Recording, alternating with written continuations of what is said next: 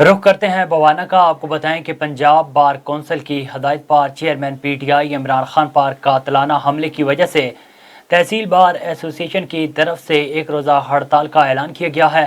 تمام وکلاء نے عدالتوں کا بائیکاٹ کیا ہے۔ اس موقع پر سابق صدر تحصیل بار چودھری غلام شبیر شاہد کا کہنا تھا کہ عمران خان سابق وزیر اعظم اس ملک اور عالم اسلام کا مقبول ترین لیڈر ہے۔